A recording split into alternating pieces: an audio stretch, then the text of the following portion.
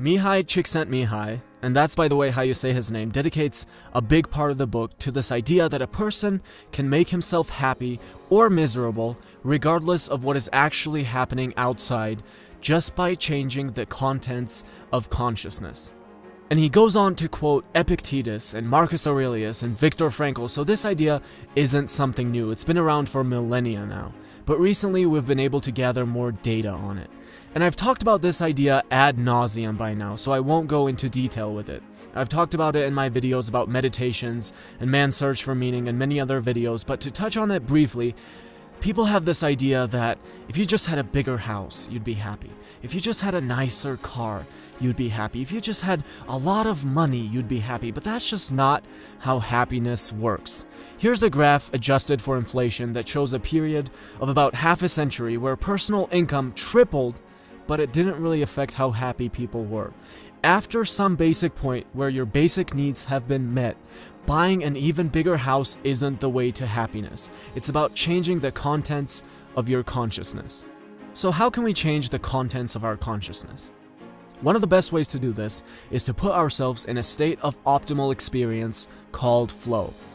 CSIKSZENTMIHALY describes flow as the state in which people are so involved in an activity that nothing else seems to matter. He goes on to say that concentration is so intense that there is no attention left over to think about anything irrelevant or to worry about problems. Self-consciousness disappears and the sense of time becomes distorted. And you've probably experienced this before, and it's absolutely one of the best feelings in the world. If you're working on your business, you might be so focused on what you're doing that 12 hours might pass and you have no idea. All of a sudden you look up and you realize you haven't had any food, you haven't thought about anything else. The only thing that you could focus on was your business. And the same thing applies to so many other activities, whether you're a rock climber focused on climbing your new record, or a master pianist composing your new masterpiece. It's an amazing feeling. You're so immersed into what you love doing, into what you're really good at, that your brain simply can't focus on other things. You're not worrying about stupid things, you're not regretting what you did yesterday or stressing about what you'll do tomorrow. It's absolutely one of the best feelings in the world. So, if we look at the flow diagram, here's how you put yourself in the state of flow. You don't want what you're doing to be too challenging, otherwise you'll have anxiety. You don't want what you're doing to be too easy for your skills either, otherwise you'll be bored.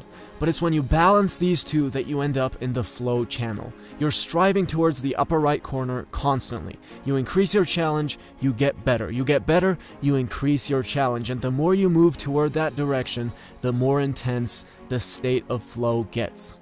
So this is not really a how-to book, but our goal should be to find what it is that we love and then keep getting better at it and keep making it more challenging. Or in other words, the main goal is to spend as much of your life as you possibly can in the state of flow, because that is where you find this unbelievable ecstasy. And CSIKSZENTMIHALY gives an example of the Indians in the Shuswap region of Canada who would settle down in a place filled with resources, and life was good and they had everything they needed. They had all the food and fish where they were, but the elders would make sure that the entire village would just pack up and move to a new location every 25 or 30 years. This way they knew they would have new places to explore and hunt and fish and new challenges to overcome. And it's a great story to keep in mind when you think about how most people just want to settle down in front of their TV for the rest of their lives. And in a lot of my videos, I criticize being in front of the TV all night or spending your entire day on your Facebook feed. And I often get people who tell me, well, what if that makes the person happy?